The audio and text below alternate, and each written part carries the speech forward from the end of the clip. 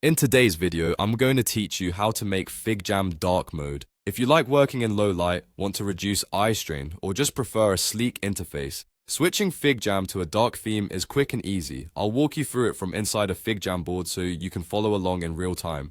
Start by opening a FigJam file. Any board will do, even a blank one. You can use the browser or the desktop app. The steps are the same. Once your board is open and fully loaded, look down toward the bottom of the screen. You'll notice a plus button used for adding content. Right next to that plus button, there's a small icon that opens an options menu. That's the one we want. Go ahead and click the icon beside the plus button to bring up the menu. This menu gives you quick access to various personal and workspace options. From here, we're heading into your account preferences so we can control how the interface looks. In the menu, choose Account Settings. This takes you to a page where you manage profile, notifications, and appearance. If you don't land exactly where you expect, don't worry, just stay in Account Settings. The option we need is on this page. Now scroll through the settings until you find a theme or appearance section. You should see options for light and dark. This is where you can change how the entire interface looks across FigJam. Select the dark theme option to preview how it will appear. You'll notice the background and panels shift to deeper tones designed for comfortable viewing at night